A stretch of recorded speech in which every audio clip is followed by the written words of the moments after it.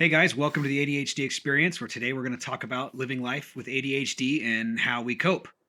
Yay! I'm Brian, your host. I've got Daniel Osmun and George Bingham with Bingham. me today. That was awesome. I remembered that was short notice. Did you see the minor glitch? Yeah, a little buffer. This is where, and we're probably going to talk about this on every podcast. The last time we were talking and filming, we talked about that alpha brain thing that Joe Rogan always boosts on his. No, I don't, but I was. That's kind of what brought it up. Is he talks about always using that when he records a show or does a UFC thing. I've been and gonna get it for a long time. Yeah. I think So it's gonna help. there's other products like that. I'm not just toting his, but we all love Joe. So, hopefully he's just steering us right, not just trying to make a buck. Well, it's not like we need something to help us focus at all. Yeah, right. At least give energy. It honestly reminds me of the best ADHD joke ever. Have you guys heard this one? Knock, knock. Who's there? Boy with ADHD. Boy with ADHD who? Want to go ride bikes? And that sums up ADHD in a nutshell. And then getting distracted on the way to get the bike. And then you're on the way to the bike and you're like, hey, we could totally fabricate a Jeep. Is that a taco truck? Is that a taco truck? Wait, never mind. I'm not hungry. So some of the battles. Okay, so one of the things we want to talk about, you guys, is why the podcast. George, you were asking, why are we doing this? Why are we doing this? Well, the podcast is only part of what we're trying to do. We are going to try to create content. We're making a channel, a YouTube channel, as well as this podcast, kind of I should say more of a vlog. We have great ideas. We want to build a lot of really cool projects. And fortunately, we're alive in a time of the world where people like watching that stuff. And so it's kind of awesome. And so we just need to do it. We're just going to start doing it. The podcast is a good way to help people get to know us. We have a lot of weird stuff going on in the world and in our lives that are hard to keep track of, even for us. And so by doing a vlog, we can kind of help people see it. It's going to be awesome. Yeah, absolutely. You've got some interesting stories yourself. So. Thanks, man. Yeah, that too. Then some of the stories too, right? Not even just the projects.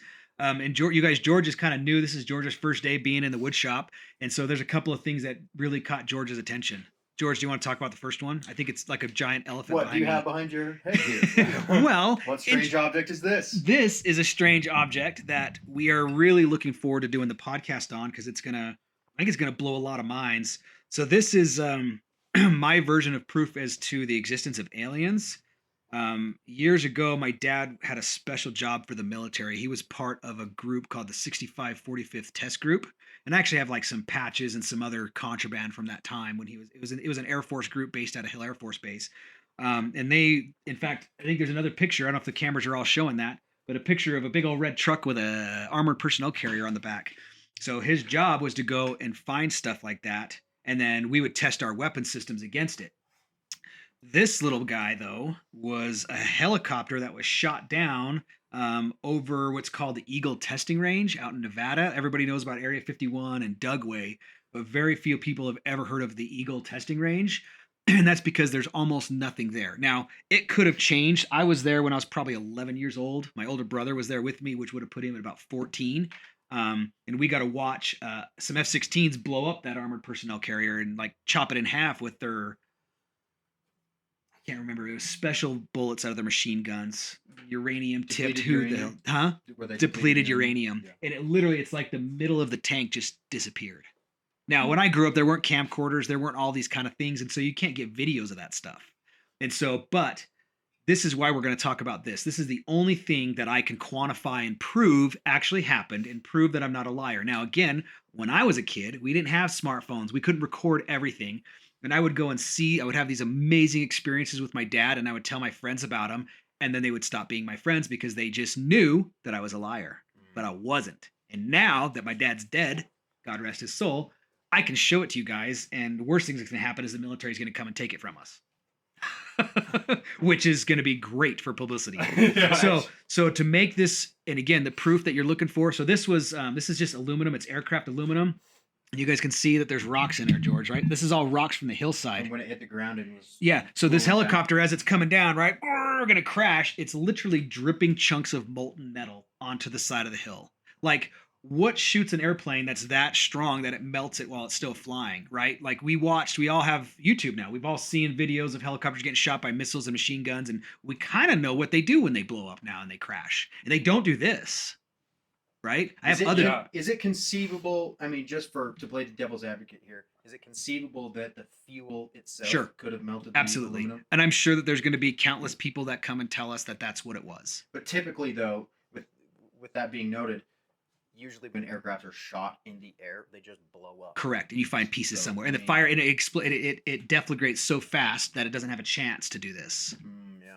So that's kind of the whole point. Now, maybe it still had fuel when it crash landed And just sat there and melted. and melted. But We don't, well, now here's where we can talk about quantifying this is I have the entire recovery on a VHS tape.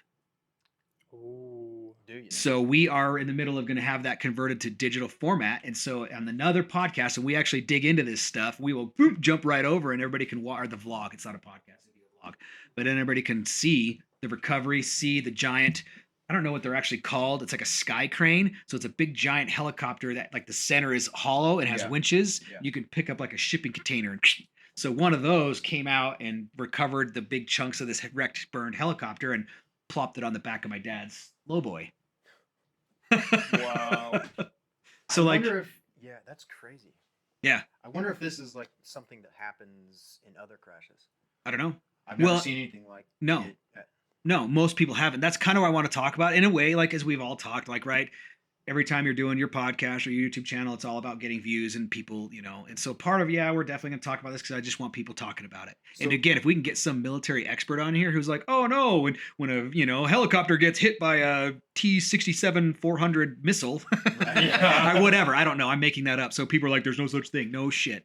Yeah. So did you see this thing get shot down? How No. did- This happened. He went and recovered it. It happened in the middle of the night. Nobody saw it. That's Nobody why. saw it? That's why the whole story is weird. And then now, right here we are, 2023, which would probably be 30 some odd years later, Yeah. and the government's come out and told us, yeah, aliens are real. We've known about it for a long time, right? But because of the nature of the material left over after the crash, it's It's sus. the material. Yeah. The weapons used to do that are It's not. unconventional. This was not a machine gun. This was not a missile. Yeah. This was something different to do this to an airplane. Now, again, I am not a combat guy. I don't know. Right. Like somebody might come on there and be like, "Oh yeah, there's piles of that all over the Iraqi desert every time they shoot a Black Hawk down." Yeah. Maybe, I don't know, Yeah. but I know that movie Black Hawk Down. They didn't. They hit the ground and the dude was in there shooting people and shit, like Yeah. from his Yeah. wrecked helicopter. I would be interested to know like how much more of that there was on the site. Well, there's Obviously, videos it's- of it. it's We been have cleaned we up, have two but- pieces. Yeah. We have two pieces. So my older brother has a piece, and I actually just need to go when I run down to get rid of all this lumber and stuff. I'm gonna grab those pieces. It would be super interesting Yeah. to get an expert on here though to look at that. Yeah, and I'm sure we They'll can. probably tell you, yeah, it's just fuel. Yeah, and that's Who knows? fine. Maybe it is. It may. Who knows? All I know is that I do have a cool video that nobody else has seen. Yeah. And a cool piece of metal that And a nobody cool else piece of can metal have. that nobody else can have. Yeah. That's cool. Yeah. One thing I'd really like to know is like start at the very beginning of how you even got into the spice. Like, Oh, the spice stuff. Oh, there's a whole nother story there. yeah. Okay, Isn't guys, that like a the- 13-parter? that is at least a 13-parter plus a 60,000 page book and a movie. The book is only about 7,000 words in. I was wondering if that tank was used to, get your operation under control. Yeah, no. So believe it or not, that was They rolled up. With that was and- probably in the late 80s, maybe into the early 90s. Gotcha. So I was still just a little kid. I was born in 79, so I'm not that old. Yeah. So and I actually drove that armored personnel carrier. Really. Yeah. The guys, honestly, like it's one of those things my dad, and again, this is one of those, before we go to the spice thing, we'll talk a little bit more about the military role that my dad had as this courier guy. So he would, because of what his job was, he had like all sorts of security clearance.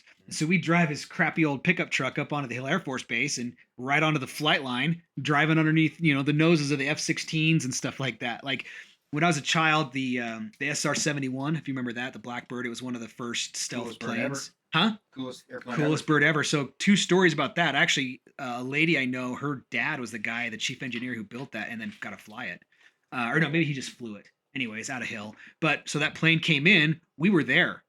We were there helping my dad load up his truck to go out on the road when the SR-71 landed at Hill Air Force Base. Oh, that's sweet. And again, as a little kid, oh, I saw one of those. No, you didn't, right? No, everybody's Yeah. like, bullshit, dude. But you don't have cameras. You don't have, and we weren't allowed. I mean, that was one thing I know my dad, we weren't allowed to take pictures up there when he was doing all his stuff. But I got to go through all sorts of hangars on the base, and I've seen things that I really shouldn't.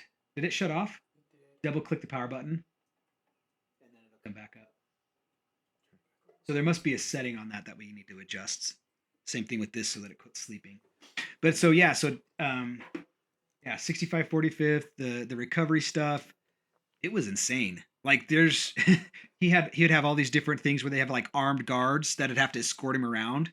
And like he'd be like, "Oh, I forgot something at the house," and all he was doing was just showing off to his kids because then he'd come home with all these soldiers, and then the soldier, "Hey, let me see your gun," and like, just funny. It was a good time to grow up. Wow. I just wish I had cameras to prove it all.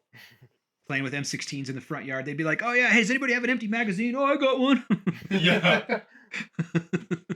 Different So, times. Different times, dude. Yeah, my dad had a C-130 assigned to him, which is just a big cargo ship or a plane, and we got to go on that thing and use it. And Pickup like, truck in the sky. yeah, it's like the pickup truck. And you know what's funny is have you ever been in one? Were you military or no? No. Oh. I'm just fascinated. Yeah. With all So things. it has this thing that looks like a face mask, and it's the urinal. And it literally is just like a Does it pipe that goes out the side of the ship. Oh, really? Yeah, you just stick your So it dong in there and sucks pee. it And out? just, That out it sounds goes. violent. Right? A little drafty. Yeah, that's one of those funny things that I'm sure there's going to be a bunch of dudes who watch. They're like, yeah, that's exactly what happens. Unless the wind's wrong and maybe it blows it back. I don't know. Oh, yikes. It can be messy. Okay, so there's one odd idea, you guys, that we have. We're going to talk a lot about on the show is Dad's military experience and all the weird stuff that we got to see as kids. Another thing that we're going to talk a lot about is Spice, that our invisible cameraman who said he wasn't going to speak because it's echoey. He spoke. It's okay, we love him. But so where is the Spice? George, do you know what Spice is? I know it's something you put on your food to make it taste better. Yeah, wrong kind, but that's true. So Spice was a designer drug from the 90s and carried a little bit into the 2010-11 before it got shut down. So this was kind of right before legal cannabis and medicinal cannabis was happening. And so we came up with this product that is a designer drug. It's a fake weed. It is basically created in a lab. It's a little chemical compound. It triggers your CB1 and 2 brain inhibitors, gives you basically a cannabinoid response. It was created to save money on medical research for marijuana. And we found it, and we decided that it was best if we sold it as a potpourri, not for human consumption, wink, wink, with the hint that you smoke the potpourri, and it would get you super, super high. Right. And so, yeah, we went through a crazy journey of that business of like, wait a second, are we really going to do this? You know, dabbling and mixing little bits and selling it. And then to where it all of a sudden kind of started progressing into like a huge business. You know, I remember our first time we got an order for 25 kilos. It's like, wait a minute, what? It's like, that's a lot. And then like 3 days later, it was 100 kilos. And then a couple days later, it was 200 kilos. Yeah. And then it was pretty much a standing order of 200 kilos a day. Like 5 days a week, and we were just shipping that stuff. Well, we were only shipping it to a couple of distributors. They, in turn, were spreading it out to a distribution network of about 8,000 stores across the country. And so, I mean, it was crazy, man. It was such an insane time. It was the best. Like business owners are always about markup, right? It would cost us about $250 to make a kilo, and we'd sell them for about $2,400. Wow. So I mean, it was just a markup. It was just a markup, and it was one of those things you found yourself so fast. We just had so much money, we didn't even know what to do with it. Yeah. I mean, it was just crazy. That first year, we did like, I don't know, just over $4 million worth of business. You just put it all in a storage shed, What's that? like a Breaking Bad. Oh, the Just money? put all the No, money in a dude, no. storage shed? We paid taxes. We started business licenses and Oh. everything. We were legit. Yeah. So that year, I personally in 2010 made like 1.1 million. That was just what my pay was, and I wrote a check to the IRS for almost 300 grand just paying my income tax. Like that's so like out of all of the different agencies out there, right? The people who came to get us was the Utah Attorney General, right? Shirtliff and Swallow, and I don't care what their first names are because they are crooked criminals. Those dudes got busted for all the illegal shit that they did, illegal seizures, right? Sometimes like not all law enforcement is crooked, but when they are crooked, it's so devastating because they know how to do it. Right. And that's what these guys did. Put the money in offshore accounts. They got to take $700,000 from us, and those idiots got to keep it. Right. Because they're the crooks, not us. You know, but You were so, doing everything legally. huh? You were doing everything legally. Trying to. I mean, it was a little bit of a gray area, and I admit that. Like, I'm not going to say I was squeaky clean for sure, but like we were trying, you know, but the IRS is one gang you don't ever want coming after you. They don't play. Yeah, they don't play. So that was why we didn't even, I mean, we could have, you know, done the typical business guy, right? Buy 6,000-pound vehicles so you can write them off, buy trucks and trailers so you can write them, you know, all that kind of thing. And you spend a bunch of money and you get to deduct a little bit more. And and we just didn't even play that game. I just did not want them to come back at us. I did not want them having any way to come after us. Avoid the audits. Yeah, so when we got busted, I mean, they basically left our personal stuff alone. You know, they didn't come after our homes and our cars and our families and stuff. They just went to the business. Anything tied to the business, they took. And so again, yeah, whatever. It is what it is. It's done now. And we're going to go into that. So he had mentioned jokingly that's like a 7-part podcast. It probably really truly is. There's so many different areas of it. In fact, it actually, and again, I think one of the guys we're going to have on the show, I'm really excited about it. He was one of the arresting officers on the SWAT team that arrested me. And then, so, and again, I don't, it hasn't really come up yet. My regular business is I'm a home inspector for everybody listening. So I'm a home inspector for the real estate transaction. That was kind of my, after the spice stuff, I had to do something, right? And you never, you know, and again, another topic we'll talk about is how hard it is to get a decent job when you're a convicted felon. So a lot of guys, you just have to start your own business. You don't have a choice but to be successful. Otherwise, you're kind of fighting an uphill battle. And so, but I started this business as a home inspector, and I've become really successful at it. And that was how I interacted with this police officer again, was I got hired to do his home inspection, you know, and like I didn't know him, but he knew me. And it was just pretty funny because somehow during the home inspection process, we decided that I knew his brother, who is also in law enforcement, great guy. And then I was like, you're going to laugh if you hear my history. And he's like, oh, I know your history. He's like, I was there. And I was like, whoa, dang, man. And so, but he's just a great dude. He's since retired. He's not even a police officer anymore. He's just kind of, I think, living his best life. And so, you know, it'd be interesting to see if we can get him on here to kind of talk about that. Because to be honest, he never told me any stories about the whole bust thing. But now that he's a civilian, I wonder if he will give me his side of the story. That'd be kind of interesting. Be able to talk about him hunting you down, right? And you running. Well, I mean, no, we weren't running, but it was like Not 25 running. dudes. Then there were 3 snipers and stuff. There was no running. Yeah. There was no running. They just showed up in force. They were and we weren't a threat. We weren't criminals. We were running business. Yeah. You know, they could have come in with one guy and we probably all would have just been like, oh shit, we better go with him, you know? Yeah. So it wasn't ever our intentions to be hardcore and dangerous, and we're not, you know, mafia guys or any of that kind of stuff. Was he a part of the investigation? Because I don't think so. No, it was the Utah Attorney General's office that was the investigation. Okay. Yeah, so there was a special agent involved with that. Yeah. And so that was definitely a different. They just bring in the agencies. Like I said, none of the SWAT guys had any idea why they were there. They didn't know anything. Gotcha. So that was kind of interesting. Like even that's why I said, I mean, yes, I'm sure that there's crooked people in that industry, but like I don't think the majority of them are, especially the dudes out here beating the streets. Like, yeah, they might try to catch you with possession and so they can get another little bust on their thing, but I don't think they're actually like super crooked or whatever. Yeah. So, because again, they were all nice and gentle. Nobody roughed us up. Nobody, you know what I'm saying? But again, I don't know. There's all those comments people talk about. Well, it's good what color you are. Maybe. But maybe it was because when they said freeze, we were all like, yes, sir. Please don't shoot me. Yeah. That might have helped. It might have helped a little bit. Yeah. Right. And no, but that was kind of that's the spice in a nutshell. Is we started a huge nationwide drug dealing syndicate and made a bunch of money and then got busted.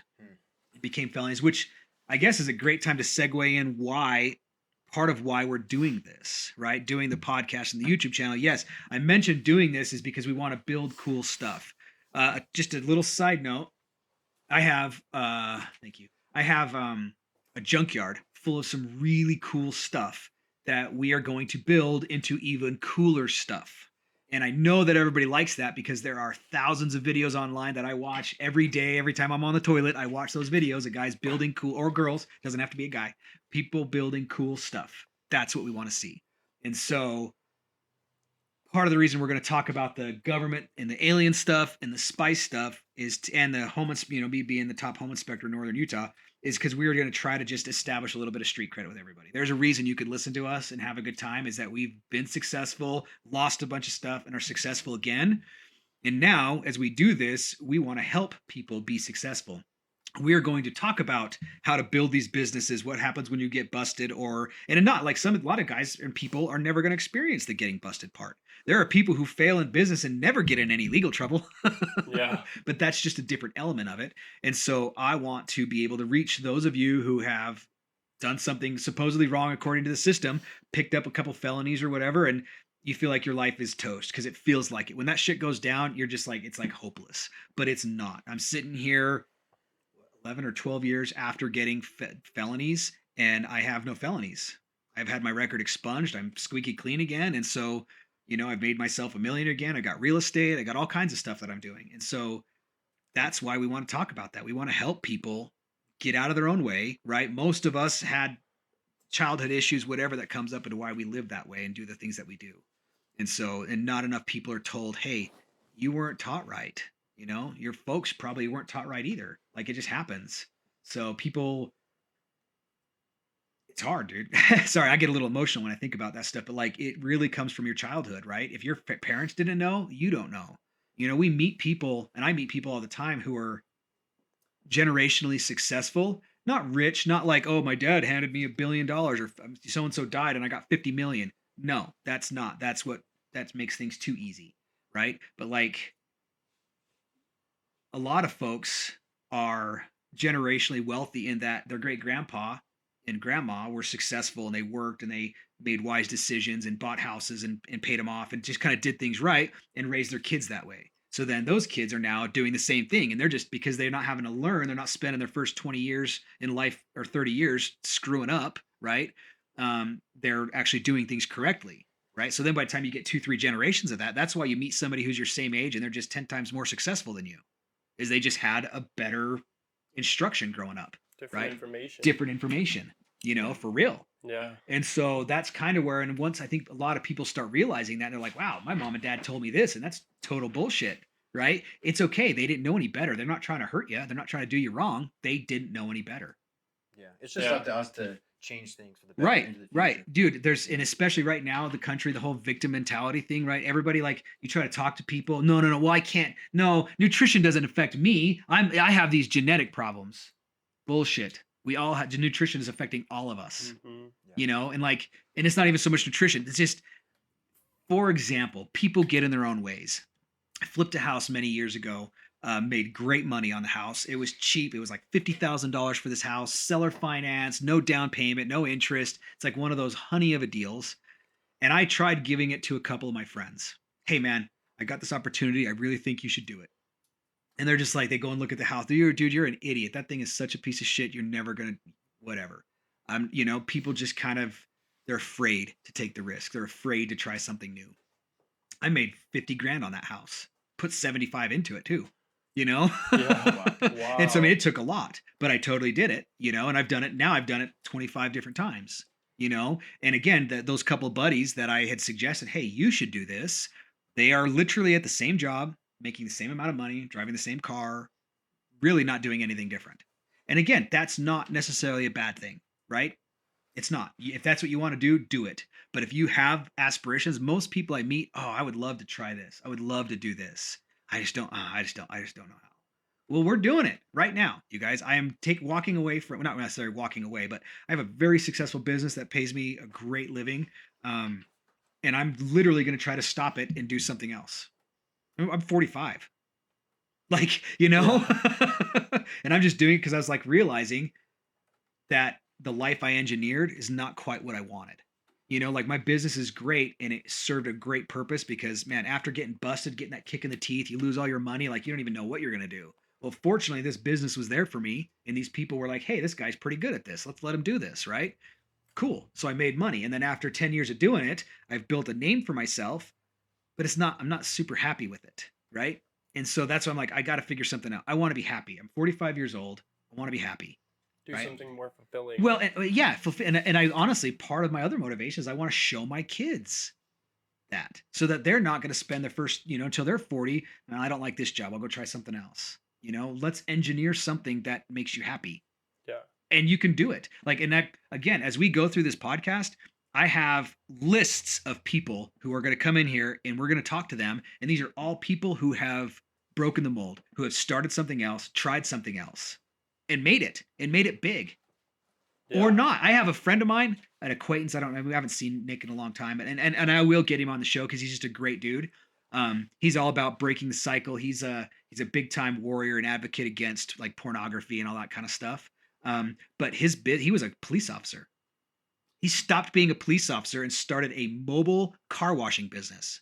He has a trailer full of all of his stuff. He literally comes out, rolls out this big old mat that contains the dirty water, and he pulls your car into the mat, washes your car, details it, clay bar, does all this amazing fancy stuff to your car, rolls it out of the mat, sucks the water up into a dry tank, rolls up his little dealie, and leaves your car in a dry spot. That's sweet. Right? And you're like, okay, in Cache Valley, who's paying for this? Dude's been doing it for like 7 years.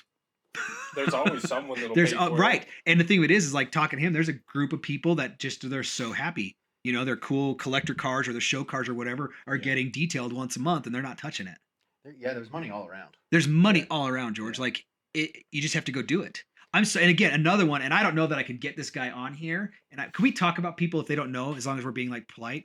Yeah. Okay, so do you guys know Crumble Cookie? Mm-hmm. Okay, so the dude who started, the man who started, and I call him a kid because when I first met him, he had just graduated college and started this business, right? And his name's Sawyer Hemsley. Awesome dude. We've inspected a whole bunch of properties for him over the years. Only met him a few times, but like every time I've met him, the guy is just like humble. He's sweet. I don't even know how to call it. He's just a sweet man. He's kind. He's polite. He's Is friendly. that why he started a cookie company? I don't know, but like the thing of it is, it's Is not he sweet? Yeah, because he's sweet. Yeah, that's exactly why he goes in there and he's like, "Let you be sweet, people will love it." It's Little probably what he did. sprinkle He of probably, me. probably somebody told him, "Dude, you're so sweet, you should make cookies." But the thing of it is, it's like, That's a pickup line. It is a pickup. Actually, yeah, it is probably a pickup line. I gotta watch that. So Sawyer, no disrespect, Sawyer, you're a stud. But no, so like, here's this dude's idea, right? Oh, I'm gonna make millions off of cookies. No, you're not, dude. If you think about that, if he would have come up to one of us, we're his homie. Hey man, I'm gonna start this business. I'm gonna sell these cookies all around the country. I'm gonna go into Europe. I'm gonna go all around the world. Yeah. And you're gonna be like, there's no way. And guess what? He's in England. He's in London. He's in UK. He's all over the place, dude. He's been on Forbes. Don't they have like $1 billion company now? Yes. Yeah. Cookies. Cookies. Now I realize it's not so much the cookies and it's more of like his mental ability to put things together and put people in the right. There's a lot that goes into it's not just the cookies. Right. But if you would have told me that this kid was going to graduate college, start a business selling cookies, and within 5 years' time he's going to be on Forbes as one of the youngest self-made billionaires. Dude, cookies off of cookies. Yeah. Well, and it's not. I mean, he does real estate. I'm sure the guy has his hands in like. I'm sure can't even imagine what this dude's got his hands in now. Yeah. You know what I'm saying? But you start getting that kind of money, that's what you do. Yeah. You build generational wealth. You know, he bought this beautiful property up in Idaho that his family's running like a horse ranch thing, and like, so even his family is just hooked up off of this guy.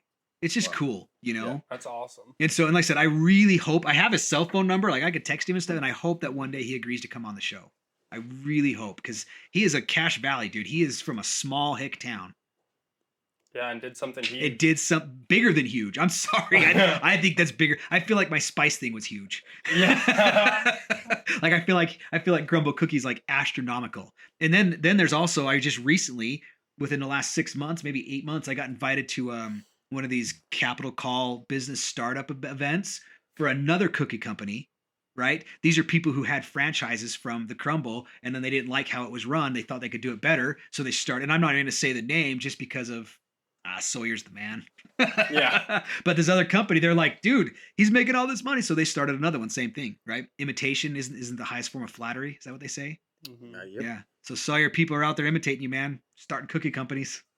Come talk about it. Yeah, come talk about it, Sawyer. If you see this, I will tag you on this in your social media. Come sit in the shop, dude. We want to talk to you. We just want to hear from you. It'd be so cool, so cool. But yeah, so I'm gonna have dozens and dozens and dozens of people who have story. Nobody's gonna be a billionaire like Sawyer. That guy is you know, he broke the mold when they made him. But there are still other guys who are just as successful. I've got another friend of mine. He's in his 60s and he's an inventor, and he didn't get started till he was in his 30s. He was like, no, man, I was a ski bum. He's like, we just hung out and partied, you know, until he was almost 30. And then he's like, oh, I got to get cracking. And then he made himself a fortune, you know, and he's already agreed to be on the show. So we'll get him on the show, Sweet. you know, and then other guys selling businesses and making money and then doing dream businesses. Like I've got a friend who has a business. They, you know, the Tangled movie, the floating lanterns. Yeah. He does those floating lantern festivals, the ones that are here in the US. Are you serious? Yes, dude, that's my buddy. Just hosts floating Yes. lantern event. Yes. There is money to be found everywhere. There is money, and is oddly that specific. Yeah. huh? That's oddly specific. It is, but and that like I guess that's why I want this. Is I want all of these different people. I want you guys. I want people out there to see all of these different ways that we can be successful. Yep. Well, with the internet, I mean, bruh, Right. we live in a Yeah. crazy world. Yeah. We're all so used to it, but it's insane. It is. Well, and This the is a thing of it crazy is you world. also don't have to be a business owner. I have another friend of mine who's going to be on here who has probably one of the best lifestyles I've ever been around. He runs a giant restoration company here in Utah, and I think they're in other states too. And like he just kind of worked his way through the ranks, and now he's like the number 2 guy. And like literally his deal is to go out and take all these insurance agents like that are all around the country. Did that die? That one probably died. Take these insurance agents. They go out and just do fun stuff. They go fishing, they go snowmobiling, they go hunting and shooting and side by siding, and they just and again they because of my inspection business, they would invite me on a ton of these events, and I'd get to go and meet all these insurance guys and all these different people, and like, dude, it's like he just plays and gets paid. Yeah. Now he's like, yeah, he goes, sometimes I feel, because it's not my own business, blah blah blah. Who cares, dude? You were happy. You're like the same age as me. There ain't a gray hair on his head. He's just happy. Like Enjoying life. he's doing just what he wants to enjoying do. life. Yeah. And that's why I was like, some of these guys, like, they probably to them, they're like, what is Brian talking about? I'm just a dude. Yeah, but you're a happy dude. And like right now, that's important. That's kind of hard to Yeah. get. We're so overprivileged in America right now that we're just creating problems for ourselves, creating reasons why we can't be happy. Yeah. Right? Like this is, and people be like, oh, Americans, it's not, dude. This is the place to be. If you want to do something, this is the place to be. Yeah. And you can make it happen. All You you can gotta make do it is happen. commit. I've done it more than once. That's inspiring. That's awesome. I love it. So, and that's what I want people to know. It's like, dude, when people are like, oh my God, he lost everything. Like, and you're like, wait a minute. And how did you build this? Like here I am 10 years after getting busted. I've got a bigger, nicer house, better, nicer cars, more money in the bank, rental properties, like I've built this business up. And so as I start this business, it's not that I'm failing anywhere and I need this to pick it up. It's more of that I want to give back. I want to talk to these people. I've got, yeah. It doesn't have anything to do with ADHD. You're not It just might. getting bored, right? Yeah, I am. Well, so hang on, bring it full circle back to the ADHD experience, George. That was beautiful. So absolutely. So I have been averaging. I do 400 to 500 home inspections a year, and I have for over a decade. My company averages 800 to 1,000 inspections a year, and has for about 7 years. Yeah. We're doing a lot, and anymore, it's getting to where, yeah, dude, I'm totally bored. Like, when I go through a house, I open and close every door, every window, every cupboard, every drawer. I test every electrical outlet, every light fixture. Do you have any idea how many outlet testers I've plugged into electrical outlets? Millions upon millions upon millions. I bet you there's hardly, other than home inspectors, nobody in their life wears out an outlet tester. I have a jar with the ones that I've wore out where the plugs start falling out of them and stuff like that. Oh, snap. Right? You're like, wait a minute, that's a lot of outlets to test. Yeah. Yeah. And people are like, do you really? Because I know it's like most inspectors, unless there's like legislation in their state, it's kind of just what you feel like you should be checking, right? So a lot of guys, the standard is like they'll just do a sampling of outlets, right? So they'll get 2 or 3, just make sure they're good. We get all of them. That's how we find all this little stuff, right? Wow. And so, yeah, dude, I'm tired of opening people's windows and doors and testing outlets and opening furnaces and electrical panels. Climbing through crawl spaces And filled with yeah, spiders. yeah. Well, and the thing with it is like even that, like I'm so desensitized to it. Like there's a cool video that we'll probably, and this would be a cool spot to link to the one with the tunnel. Did you get the one with the tunnel? I crawl through all the cobwebs and stuff, and then they Yes. excavate it under the foundation, and it's like if you have any like even a hinkling of claustrophobia, that video will scar you for life. And that was Tuesday. I do it all the time. I don't even care anymore. Like Just another day in the office. it is. Well, and I say that I don't care, but to be honest, I really don't want to crawl through crawl spaces anymore. But that I could tell you real quick, just the worst part about home inspecting, period. Opening the attic and getting a face full of insulation that avalanches all over you every single day. Mm. That's literally like if you were to be like, what do you hate about your job? And I've had raccoons come at me in attics. I had a badger come at me in a crawl space one time. Like I've had some weird shit go down. And the insulation in the face is the worst every day. No, that makes sense actually. That's yeah. Everybody's like, oh Insulation's yeah, that horrible. sounds really, really horrible. Yeah, So especially it's hot up there and it's Yeah. ugh. Oh, Yeah. yeah. Get Yeah, that the summer's the insulation worst 'cause it dust and sticks it's to you. Sweaty. Gotta start wrapping up. Okay. Well, you guys, so today this is a little bit of an intro into the ADHD experience and into the ADHD mind. I think we talked about 37 topics in less than an hour. Yeah. Maybe not. I didn't count. There's somebody on there being like, whatever, dude, it was only 31. Yeah, thanks for the comment. You just Yeah. boosted the algorithm. Yeah. Yeah. So please correct me where I'm wrong. I don't even Yeah. care. Tell us we suck. Yeah, Yeah. right. Yeah, tell us we suck. Tell us we love us. Tell us you want to see more melted alien spacecraft, or that it's not melted alien spacecraft. But whatever you decide is awesome. I want to thank George and Daniel. Joe's here too. He's the cameraman. Thank you guys for coming and helping us film today, and thanks for everybody for watching. And we look forward to keep doing this. If we're touching on a subject and you guys want us to talk about it more, please make a comment. That is how this stuff works. And then give us subscribe, give us a Yeah. follow. If you guys want to see what we're gonna do, if you want to see the rock crawler bus, the 47 rat rods, all the cool builds that we're gonna do, you gotta follow us and support us.